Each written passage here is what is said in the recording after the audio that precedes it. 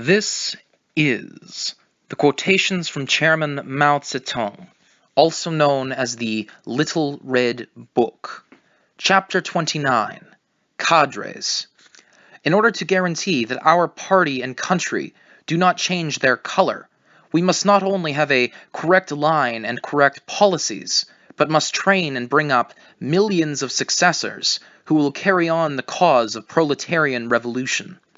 In the final analysis, the question of training successors for the revolutionary cause of the proletariat is one of whether or not there will be people who can carry on the Marxist-Leninist revolutionary cause started by the old generation of proletarian revolutionaries, whether or not the leadership of our party and state shall remain in the hands of proletarian revolutionaries, whether or not our descendants will continue to march along the correct road laid down by Marxist-Leninism, or, in other words, whether or not we can successfully prevent the emergence of Khrushchev's revisionism in China. In short, it is an extremely important question, a matter of life and death for our party and our country. It is a question of fundamental importance to the proletarian revolutionary cause for 100, nay 1,000, perhaps even 10,000 years. Basing themselves on the changes in the Soviet Union, the imperialist prophets are pinning their hopes on peaceful evolution on the third or fourth generation of the Chinese Communist Party. We must shatter these imperialist prophecies. From our highest organizations down to the grassroots, we must everywhere give constant attention to the training and upbringing of successors to the revolutionary cause.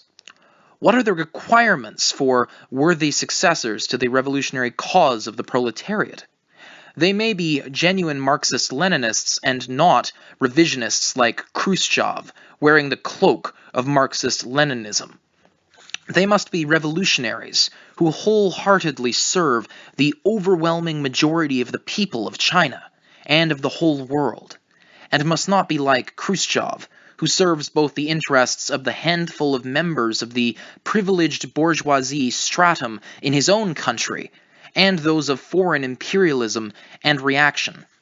They must be proletarian statesmen, capable of uniting and working together with the overwhelming majority. Not only must they unite with those who agree with them, they must also be good at uniting with those who disagree, and even with those who formerly opposed them and have since been proved wrong in practice. But they must especially watch out for careerists and conspirators like Khrushchev and prevent such bad elements from usurping the leadership of the party and the state at any level.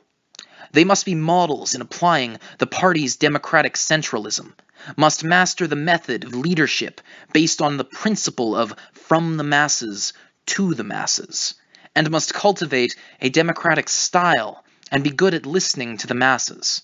They must not be despotic like Khrushchev and violate the party's democratic centralism, make surprise attacks on comrades, or act arbitrarily and dictatorially.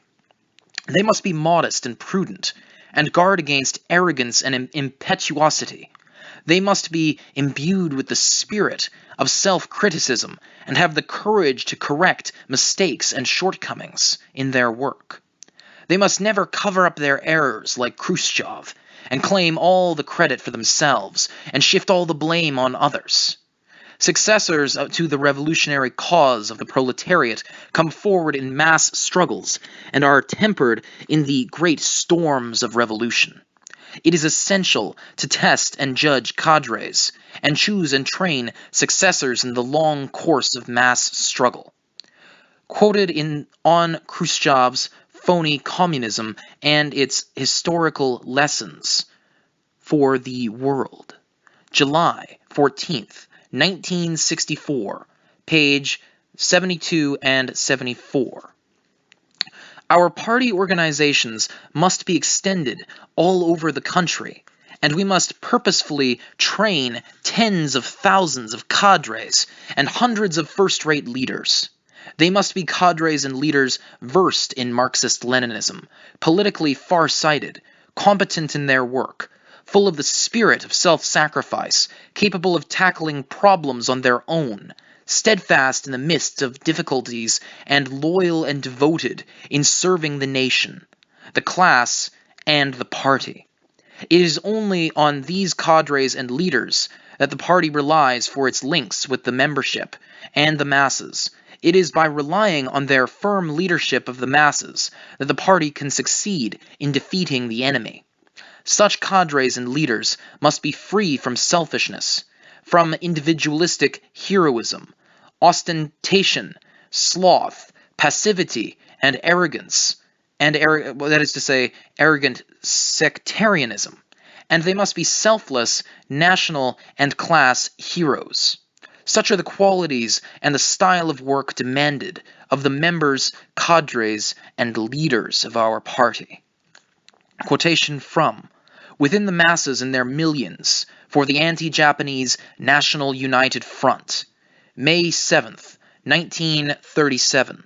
Selected Works, Volume 1, page 291. Cadres are a decisive factor, once the political line is determined. Therefore, it is our fighting task to train large numbers of new cadres in a planned and coordinated way. Quotation from The Role of the Chinese Communist Party in the National War, October 1938, Selected Works, Volume 2, page 202.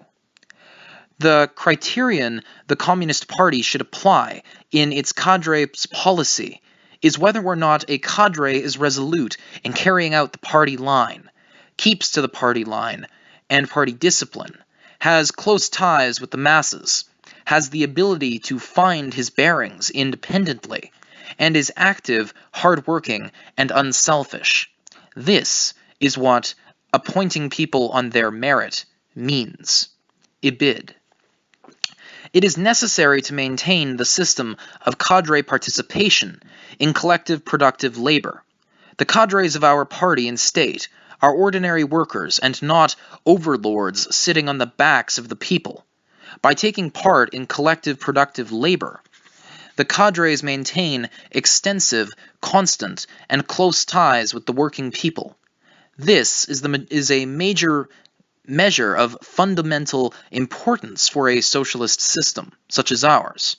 It helps to overcome bureaucracy and to prevent revisionism and dogmatism. Quoted in On Khrushchev's Phony Communism and Its Historical Lessons for the World, July 14th, 1964, pages 68 and 69. We must know how to judge cadres. We must not confine our judgment to a short period or a single incident in a cadre's life, but should consider his life and work as a whole. This is the principal method of judging cadres. Quotation from The Role of the Chinese Communist Party in the National War, October 1938, Selected Works, Volume 2, page 202. We must know how to use cadres well. In the final analysis, leadership involves two main responsibilities: to work out ideas and to use cadres well. Such things as drawing up plans, making decisions, and giving orders and directives are all in the category of working out ideas. To put the ideas into practice, we must weld the cadres together and encourage them to go into action. This comes into the category of using the cadres well. Ibid. We must know how to take good care of cadres. There are several ways of doing so. First, give them guidance. This means allowing them a free hand in their work so that they can have the courage to assume responsibility and, at the same time, giving them timely instructions so that, guided by the party's political line, they are able to make full use of their initiative. Second, raise their level. This means educating them by giving them the opportunity to study so that they can embrace and enhance their theoretical understanding and their working ability. Third, check up on their work and help them sum up their experience, carry forward their achievements, and correct their mistakes. To assign work without checking up and to take notice only when serious mistakes are made, that is not the way to take care of the cadres. Fourth, in general, use the method of persuasion with cadres who have made mistakes and help them correct their mistakes. The method of struggle should be confined to those who make serious mistakes and nevertheless refuse to accept guidance. Here, patience is essential. It is wrong lightly to label people opportunists or lightly to begin waging struggles against them. Fifth, help them with their difficulties. When cadres are in difficulty as a result of illness, straitened means of domestic or other troubles. Straightened. Shouldn't they mean strained? Okay, that's a typo there. Fifth, help them with their difficulties. When cadres are in a difficulty as a result of illness, strained means, or domestic troubles, we must be sure to give them as much care as possible. This is how to take good care of the cadres. Ibid, page 203, which is to say this quote too came from The Role of the Chinese Communist Party in the National War, circa October 1938. Continuing. A leading group that is genuinely united and is linked with the masses can gradually be formed only in the process of mass struggle, and not in isolation from it. In the process of a great struggle, the composition of the leading group in most cases should not and cannot remain entirely unchanged throughout the initial, middle, and final stages. The activists who come forward in the course of the struggle must constantly be promoted to replace those original members of the leading group who are inferior by comparison or who have degraded. Quotation from Some Questions Concerning Methods of Leadership, June 1st, 1943. Selected Works, Volume 3, page 118. If our party does not have a great many new cadres working in unity and cooperation with the old cadres, our cause shall come to a stop. All cadres, therefore, should welcome the new ones with the utmost enthusiasm and show them the warmest solicitude. True, new cadres have their shortcomings. They have not been long in the revolution and lack experience, and unavoidably some have brought with them vestiges of the unwholesome ideology of the old society, remnants of the ideology of petty bourgeois individualism. But such shortcomings can be gradually eliminated through education and tempering in the revolution. The strong point of the new cadres, as Stalin has said, is that they are acutely sensitive to what is new and are therefore enthusiastic and active to a high degree, the very qualities which some of the old cadres lack. Cadres new and old should respect one another, learn from one another, and overcome their own shortcomings by learning from each other's strong points, so as to unite as one in the common cause and guard against sectarian tendencies. Quotation from Rectify the Party's Style of Work, February 1st, 1942. Selected Works, Volume 3, page 47. Our concern should be extended to non-party cadres as well as to cadres. There are many capable people outside the party whom we must not ignore. The duty of every communist is to rid himself of aloofness and arrogance, and to work well with non-party cadres, give them sincere help, and have a warm, comradely attitude towards them, and enlist their initiative in the great cause of resisting Japan and reconstructing the nation.